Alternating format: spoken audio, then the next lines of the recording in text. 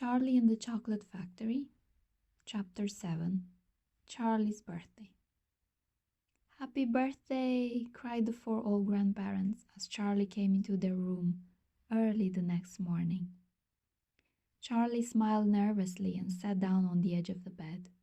He was holding his present, his only present, very carefully in his two hands. "Wonka's Whipple Scrumptious Fudge Mallow Delight," it said on the wrapper. The four old people, two at either end of the bed, propped themselves up on their pillows and stared with anxious eyes at the bar of chocolate in Charlie's hands. Mr. and Mrs. Bucket came in and stood at the foot of the bed, watching Charlie. The room became silent. Everybody was waiting now for Charlie to start opening his present. Charlie looked down at the bar of chocolate. He ran his fingers slowly back and forth along the length of it, stroking it lovingly, and the shiny paper wrapper made little sharp crackly noises in the quiet room.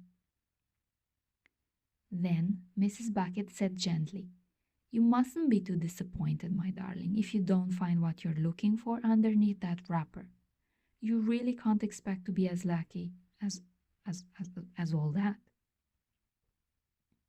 "She's quite right," Mr. Bucket said.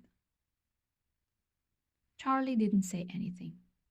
After all, Grandma Josephine said, in the whole wide world there are only 3 tickets left to be found.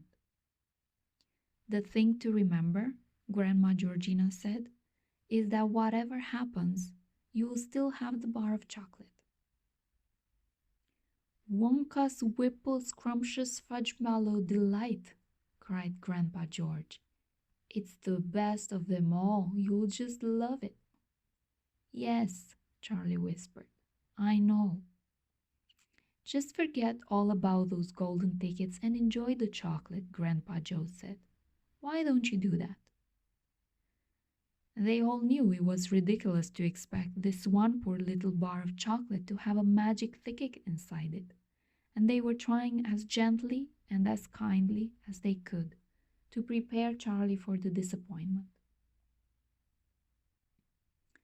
But there was one other thing that the grown-ups also knew, and it was this: that however small the chance might be of striking lucky, the chance was there.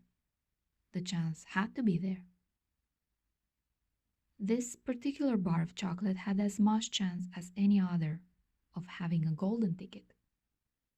And that was why all the grandparents and parents in the room were actually just as tense and excited as Charlie was, although they were pretending to be very calm. "You'd better go ahead and open it up, or you'll be late for school," Grandpa Joe said. "You might as well get it over with," Grandpa George said. "Open it, my dear," Grandma Georgina said. "Please open it. You're making me jumpy." Very slowly, Charlie's fingers began to tear open one small corner of the wrapping paper. The old people in the bed all leaned forward, craning their scraggy necks. Then suddenly, as though he couldn't bear the suspense any longer, Charlie tore the wrapper right down the middle, and onto his lap there fell a light brown, creamy-colored bar of chocolate. There was no sign of a golden ticket anywhere.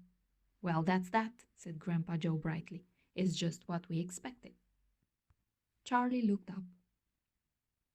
4 kind old faces were watching him intently from the bed. He smiled at them, a small, sad smile, and then he shrugged his shoulders and picked up the chocolate bar and held it out to his mother and said, "Here, Mother, have a bit. We'll share it. I want everybody to taste it." "Certainly not," his mother said, and the others all cried, "No, no, we wouldn't dream of it. It's all yours."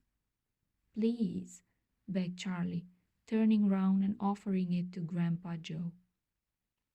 But neither he nor anyone else would take even a tiny bit. It's time to go to school, my darling, Mrs. Bucket said, putting an arm around Charlie's skinny shoulders. Come on, or you'll be late.